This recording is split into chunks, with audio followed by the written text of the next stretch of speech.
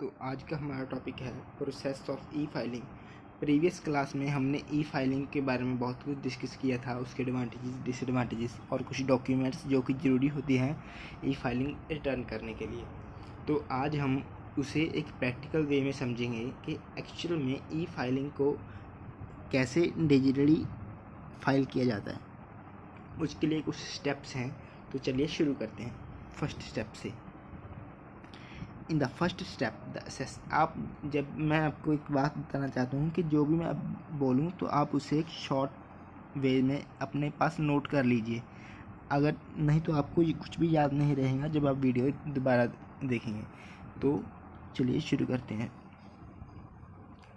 In the first step assessee has to go to get himself or herself registered with the Department of Income Tax। तो सबसे पहले तो income tax department के तहत उसे registered होना ज़रूरी है ऑनलाइन रिटर्न फाइल करने के लिए। इसके लिए क्या होगा, assessee has to log in to the income tax department's online portal. एक ऑनलाइन पोर्टल है इनकम टैक्स वालों का, www.incometaxindia.gov.in। इस पर उसे लॉगिन होना पड़ेगा। आगे क्या होगा, while getting registered the assessee has to use his PAN number as your registration ID. एक हमारे पास पैन नंबर होता है, जिसे हम पैन कार्ड भी कहते हैं, जैसे हमारे उस ऊपर लिखा होता है permanent account number, PAN number, उसे एक रजिस्ट्रेशन आईडी की तरह यूज़ करना है। On registration assessee has to fill all the details correctly including the email ID. और उस पर जो भी जैसे इन्फॉर्मेशन होगी वो उसे ऐसी फिल कर देनी है जैसे वो पूछेगा ईमेल आईडी या और कोई भी इन्फॉर्मेशन, क्योंकि अगर फ्यूचर में कोई भी और डिटेल सेंड करनी होगी इनकम टैक्स डिपार्टमेंट को तो वो उसे ज़्यादातर अपने ईमेल आईडी की द्वारा ही सेंड करेंगे। ठीक है, तो सबसे पहले स्टेप में हमने क्या किया, ऑनलाइन पोर्टल में लॉगिन किया और उस पर रजिस्टर किया। और रजिस्ट्रेशन आईडी को कौन थी हमारी, जो हमारा परमानेंट अकाउंट नंबर था उसे हमने अपनी रजिस्ट्रेशन आईडी की तरह यूज़ किया था। तो चलिए अब सेकंड स्टेप में है, वहाँ पर आपको शो होगा कि मेनू, डाउनलोड मेनू पर जाइए, go to the download menu on the screen. Download menu पर जाइए स्क्रीन पे, under the download menu go to the e filing and select the assessment year. Assessment year कौन सा ईयर होता है, जब हम जिस ईयर में हम अपनी इनकम टैक्स रिटर्न फाइल करते हैं। ठीक है, एक जैसे हमने पहले प्रीवियस क्लास में पढ़ा था, प्रीवियस ईयर होता है, एक हमारा असेसमेंट ईयर होता है। तो उसके तहत ध्यान से अपना असेसमेंट ईयर सेलेक्ट कीजिए और टाइप सेलेक्ट कीजिए एसएससी की। एसएससी जैसे हमें पता है बहुत टाइप्स के होते हैं, इंडिविजुअल होता है, एचयूएफ होता है और भी बहुत होते हैं।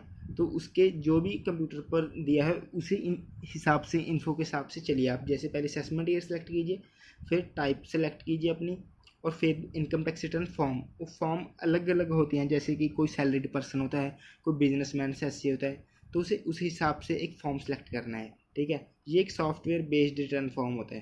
ठीक है, ऐसे ही सेकंड स्टेप में ये सब था। चलिए थर्ड स्टेप में क्या है, जैसे हमने पहले प्रीवियस क्लास में डिस्कस किया था कि कुछ डॉक्यूमेंट्स होने चाहिए एसएससी के पास, उसमें हमने एक डिस्कस किया था फॉर्म नंबर 16 के बारे में। तो अब इसकी ज़रूरत पड़ेगी फॉर्म नंबर 16 की, यहाँ पर टैक्स रिटर्न फाइल करने के लिए। तो एसएससी के पास फॉर्म नंबर 16 होना चाहिए। ठीक है, issued by the employer or pay of pension issued by the bank depending upon the nature of incomes of the assessee in hand। ये एम्प्लॉयर के द्वारा दिया गया होगा असेसी को, या किसी बैंक के द्वारा, वो डिपेंड करता है कि असेसी को किस टाइप की इनकम थी और कहाँ से इनकम हुई थी। ठीक है, अब हमने पहले डिस्कस किया था वही सब दोबारा से रिपीट हो रहा है एक्सेल के बारे में, कि जो भी हमने डाउनलोड किया होगा अपने रिटर्न का जो भी हमें नॉलेज है, जो भी वो मांग रहा है एक्सेल में फिल कर दिया होगा। अब उसे ऑनलाइन इंस्ट्रक्शंस को फॉलो कीजिए और सब इन्फॉर्मेशन फिल कर दीजिए इनकम के रिलेटेड, जो भी सॉफ्टवेयर हमें मांग रहा है। You are required to submit the required on the basis of information given in the form number 16। अब जो फॉर्म नंबर 16 एम्प्लॉयर के द्वारा आपको दिया गया है, उसमें जो भी इन्फॉर्मेशन फाइल होगी उससे देखकर जो भी आपको ऑनलाइन वो कंप्यूटर इन्फॉर्मेशन डिमांड कर रहा है वो फिल कर लीजिए उसमें। अब लेफ़्ट साइड में बॉटम में एक्सेल यूटिलिटी के तहत एक ऑप्शन होगा रिगार्डिंग इनकम डिटेल्स, उसमें जाइए, tax TDS deducted from your incomes, details of deduction under section 80G etcetera. अब TDS के तहत जो भी आपको डिडक्शन वो इसमें मिल जाएंगी। The display at the stage show all option that what ever is original turn of the assessee of the right turn or it is the answer notice describing a defective turn। अब जो भी कुछ होगा वो आपको screen पर show हो जाएगा कि वो ओरिजिनल रिटर्न है सैसी की, या रिवाइज्ड रिटर्न है, या उसमें कोई डिफेक्ट है रिटर्न में। ठीक है।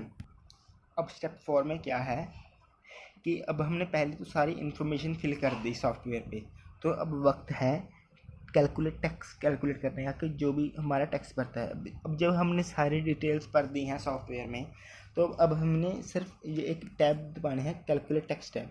वो सॉफ्टवेयर होगा वो ऑटोमेटिकली हमें बता देगा कि हमारा कितना इनकम टैक्स पेएबल है इनकम टैक्स डिपार्टमेंट को। तो वो हमने फिल कर देना है, चालान भरना है, उससे पहले डिटेल्स भरने हैं उसमें सभी। अगर इनकम टैक्स जो भी अगर हमारा निकलता है कि हमने कुछ लाइबल है हम इनकम टैक्स डिपार्टमेंट को पे करने के लिए, तो वो पे कर दीजिए, नहीं तो ज़रूरत नहीं है। ठीक है। अगर चलिए स्टेप 5 में, अब ऊपर की सारी फॉर्मेलिटीज़ पूरी करने के बाद हमें एक कंफर्म करना होता है। जैसे कि हम कहते हैं कि आप कंफर्म कर लीजिए कि आपने सब ठीक भर दिया, वैसे इसमें होता है। For example, SESI has to confirm each and every detail including the TDS from salary, TDS deducted from interest payment etcetera.